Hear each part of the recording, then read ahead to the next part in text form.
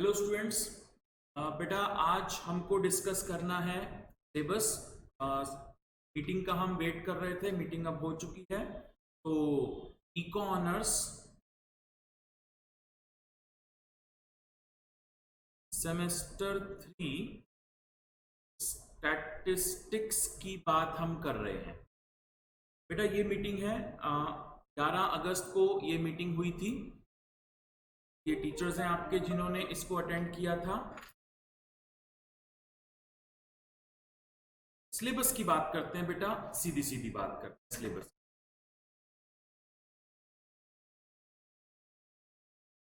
हाँ जी बेटा, तो सिलेबस में क्या है, इन्होंने यूनिट 1 जो रखी है वो डिवोर रखी है चैप्टर 1। यहाँ प्रॉब्लम एक है कि इन्होंने बोला है कि चैप्टर 1 में सिर्फ 1.1 करना है, लेकिन प्रॉब्लम क्या है कि 1.1 में तो सिर्फ थ्योरी है। उसमें आप पॉपुलेशन, सैंपल और इनके बीच का डिस्टिंक्शन तो कर सकते हो, बेसिक थ्योरी है, कोई प्रैक्टिकल वहां पर है नहीं।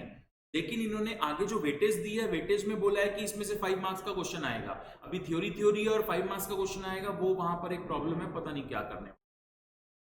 यूनिट 2 में चैप्टर 2 है, इसमें कोई प्रॉब्लम नहीं है, बिल्कुल सही है। यूनिट 3 में चैप्टर 3 है और चैप्टर 4 है। चैप्टर 3 में से एक टॉपिक इन्होंने डिलीट किया है, नेगेटिव बाइनोमियल डिस्ट्रीब्यूशन। ठीक है जी। लास्ट ईयर से अगर मैं कंपेयर करता हूं बेटा, तो लास्ट ईयर से की कंपैरिजन में हमारे पास कुछ टॉपिक्स यहां ऐड हुए हैं। पॉइजन डिस्ट्रीब्यूशन लास्ट ईयर नहीं था, इस साल इन्होंने ऐड कर दिया है। हाइपरज्योमेट्रिकल डिस्ट्रीब्यूशन पहले नहीं था, इस बार इन्होंने ऐड कर दिया है। तो बाइनोमियल चैप्टर 3 में पहले भी था, इस साल भी है। एक्सपोनेंशियल पहले भी था, इस साल भी है। पॉइजन पिछले साल नहीं था, इस साल ऐड हुआ है। बहुत इंपॉर्टेंट टॉपिक है, कल को एमए इकोनॉमिक्स आप करोगे तो वहां पर जरूर आपकी हेल्प। हाइपरज्योमेट्रिकल ये भी लास्ट ईयर नहीं था, इसी साल ऐड हुआ है। ठीक है जी। बाकी यूनिफॉर्म और नॉर्मल रैंडम वेरिएबल ये चैप्टर 4 के टॉपिक्स हैं, ये पहले जैसा ही है, इसमें कोई चेंज इन्होंने नहीं किया।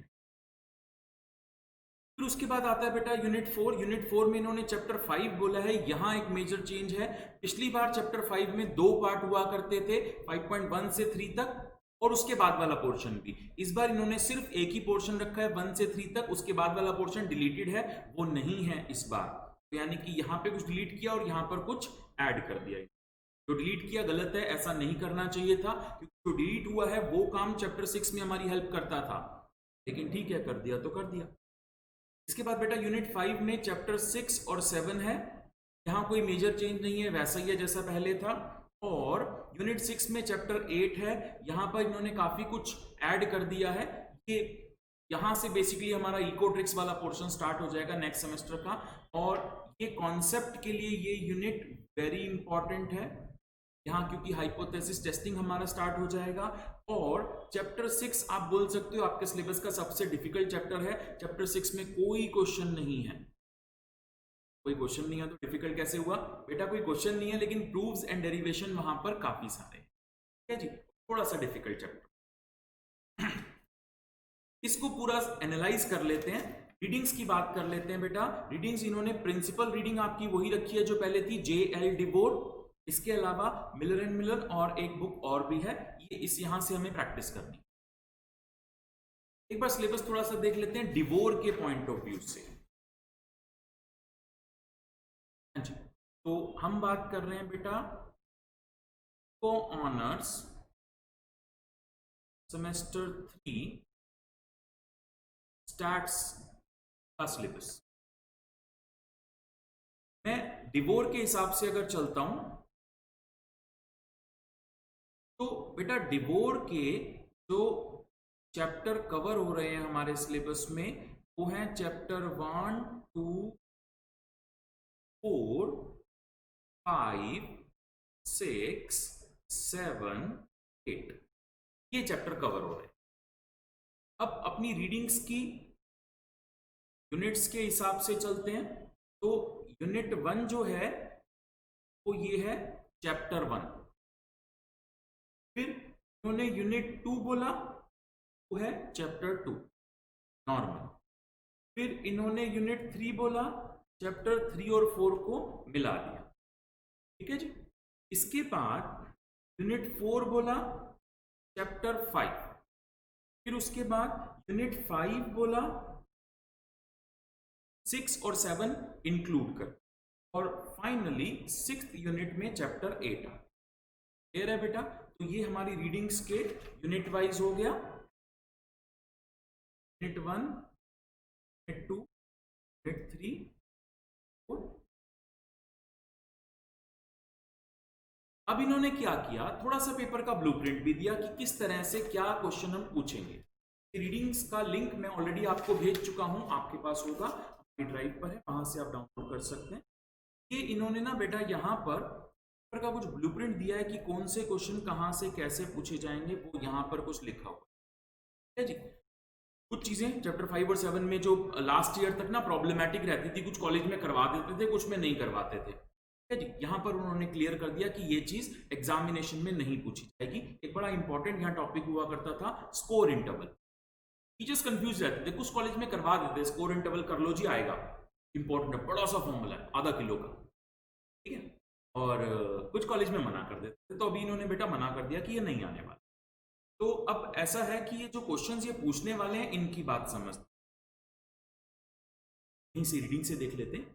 देखो, इन्होंने हमको बोला unit 1 and 2 10 marks, 1 5 marks question from each unit. मतलब आप समझे बेटा, यहां से एक क्वेश्चन आएगा 5 मार्क्स के लिए,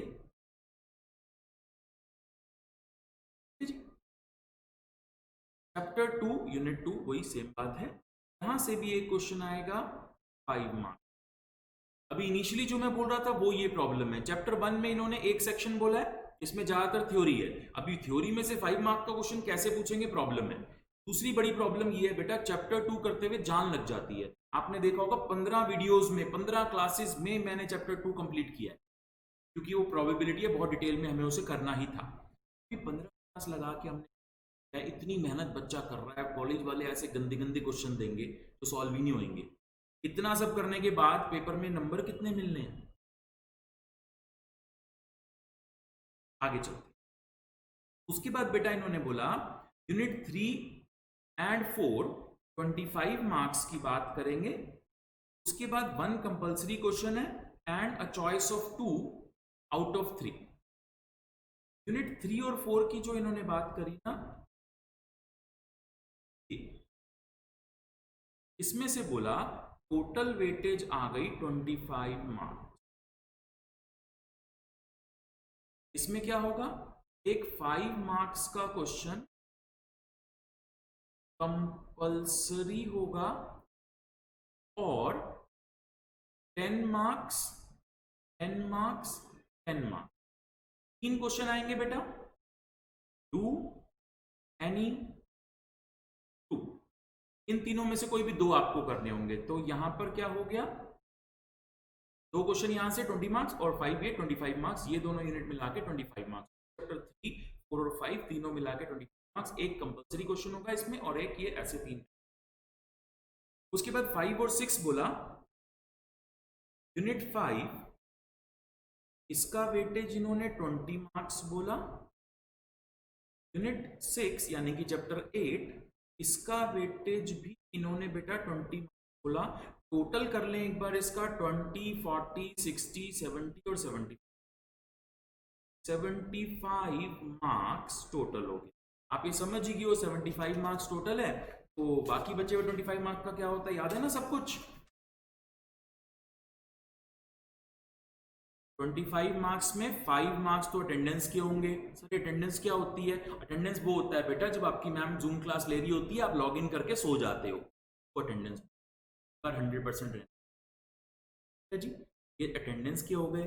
और 2 क्लास टेस्ट या असाइनमेंट ऑफ 10 मार्क्स, सर ये क्या होता है? ये वो होता है बेटा जब मल्टीपल चॉइस क्वेश्चन आपकी मैम देगी या कोई असाइनमेंट देगी और आप उठा के उसको अपने दोस्तों को फॉरवर्ड कर दोगे, थोड़ा बहुत मेहनत से भी करोगे, थोड़ा दोस्तों की हेल्प से भी, और इसमें भी मुझे लगता है इस साल आप बहुत अच्छे।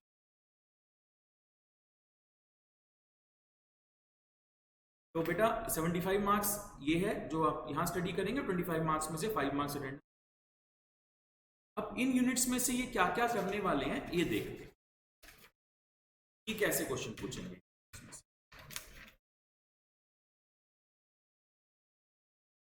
हाँ जी,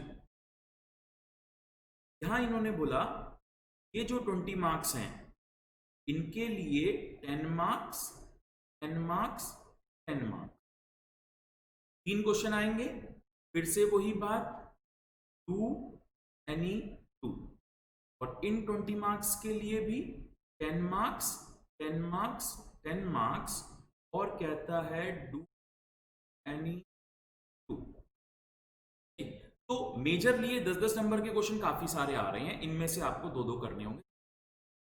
अब यहां एक बात समझ लो बेटा क्लियरली, 10 मार्क्स के क्वेश्चन का मतलब ये नहीं कि एक क्वेश्चन आएगा 10 मार्क्स के लिए, ऐसा नहीं होता है। 10 मार्क्स का मतलब होता है कॉम्बिनेशन हो जाता है, ए बी सी मिला के 10 मार्क्स। जैसे एक क्वेश्चन 2 मार्क्स का आ गया और फिर उसके बाद अलग अलग आ गए 4-4 मार्क्स के, या 5-5 मार्क्स के 2 का एक सेट बन गया, ऐसे। मतलब एक सिंगल क्वेश्चन 10 मार्क्स का आना मुश्किल है, छोटे छोटे क्वेश्चन आ जाते हैं, लेकिन इनमें से एबीसी ऑप्शन है। तो इस तरीके का बेटा पेपर का एक कुछ ब्लूप्रिंट है, ऐसा बोला है इन्होंने पेपर आपको देंगे। इस पेपर में सब कुछ ठीक लग रहा है। चैप्टर 8 की वेटेज बेटा स्ट्रैटेजिकली पढ़ाई करना, हमेशा ध्यान रखना क्या जी, स्ट्रैटेजिकली इसलिए बोल रहा हूं कि चैप्टर 8 अकेले चैप्टर की वेटेज 20 मार्क्स है, बाकी किसी चैप्टर की अकेले की वेटेज 20 मार्क्स नहीं है जी।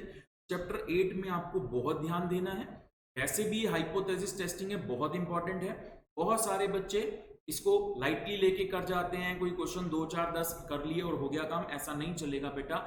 ये इसमें कॉन्सेप्ट बहुत जरूरी है, इसका कॉन्सेप्ट आपका एकदम क्लियर होना चाहिए, तभी आप इसमें आगे काम कर पाओ।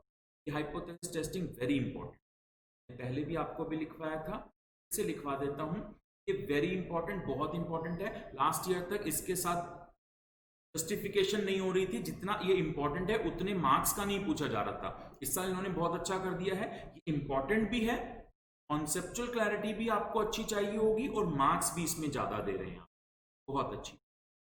ठीक है जी, बस थोड़ी बेइंसाफी चैप्टर 2 के साथ हो गई। चैप्टर 2 में मेहनत बहुत ज्यादा है, लेकिन मार्क्स इन्होंने कम कर दिए, वो एक प्रॉब्लम वाला एरिया इन्होंने कर दिया, बाकी सब तो ओवरऑल ठीक है बेटा। तो इस तरीके से ये आपके पेपर का ब्लूप्रिंट है। ये हम बात कर रहे हैं जो एग्जाम आपका होने वाला है 2020 दिसंबर या जनवरी में,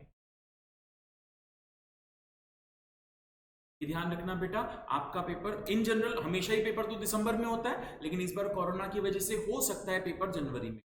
ये सिलेबस है दिसंबर जनवरी, जो भी आपका एग्जाम होगा उसके लिए इको ऑनर्स सेम 3 स्टैटिस्टिक्स